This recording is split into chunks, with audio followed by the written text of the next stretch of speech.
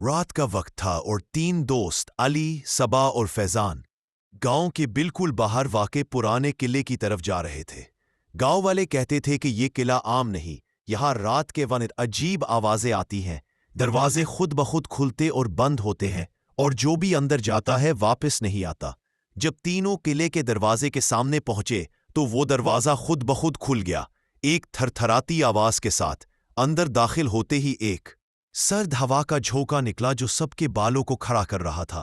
قلعے کے اندر اندھیرا گہرا تھا اور ہر کمرے میں پرانے فرنیچر کے ڈھیر اور دھول کی تہیں تھیں۔ دیواروں پر لگے پرانے تصویریں دیکھ کر ایسا لگ رہا تھا کہ وہ تصاویر زندہ ہے اور ہر قدم پر بچوں کی طرف دیکھ رہی ہے۔ جیسے ہی وہ آگے بڑھے، ایک اچانک خاموش چیخ سنائی دی اور ہال کے کونے میں ایک سایہ حرکت کرتے ہوئے نمودار ہوا۔ فیضان کا دل زور زور سے دھڑکنے لگا اور اس نے کہا کہ یہ شاید ہوا کی آواز ہے، مگر صبا نے سر ہلا کر کہا کہ یہ کسی کی تنبیہ ہے۔ تینوں دوستوں نے قلعے کی زیر زمین سرنگیں دریافت کیں، جو اتنی تنگ اور لمبی تھی کہ بغیر ٹارچ کے آگے دیکھنا ناممکن تھا۔ سرنگوں میں پرانی ہڈیاں اور خون کے داغ نظر آ رہے تھے، اور ہر قدم کے ساتھ چیخو پکار کی ہلکی آوازیں سنائی دے رہی تھیں۔ جب فیضان نے اپنی ٹارچ جلائی تو روشنی کے ساتھ ساتھ ایک چھایا نما مخلوق بھی نظر آنے لگی، جو ہلکی ہلکی حرکت کر رہی تھی۔ سرنگ کے آخر میں ایک پراسرار کمرہ، جس کے بیچ میں ایک قدیم کتاب رکھی ہوئی تھی۔ کتاب کے صفحات خود بخود پلٹ رہے تھے، اور ہر صفحے پر جادوئی علامات اور تصاویر موجود تھیں جو حرکت کر رہی تھی۔ کتاب سے ہلکی روشنی نکل رہی تھی، لیکن ایک سرد ہوا کا جھونکا بھی اس کے ساتھ آیا۔ صبا نے محسوس کیا کہ کتاب بول رہی ہے، اور صفحات میں لکھا ہوا تھا، جو بھی یہ کتاب کھولے گا وہ قلعے کا راز جان لے گا، لیکن کبھی واپس نہیں آ سکے گا۔ جیسے ہی علی نے کتاب کے ایک صفحے کو چھوا، دیواروں سے سایہ نما مخلوق نمودار ہو گئی۔ ان کی آنکھیں سرخ روشنی میں جل رہی تھیں، اور ہر طرف خوفناک آوازیں اور چیخیں گونجنے لگیں۔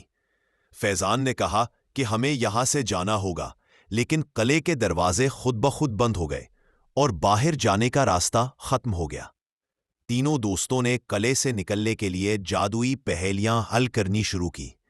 پہلے انہوں نے سایوں کی پہیلی حل کی، جس میں مخلوق کے سایوں کو صحیح سمت میں رکھنا تھا۔ پھر روشنی کی پہیلی میں کتاب کی روشنی سے درست راستہ بنانا پڑا۔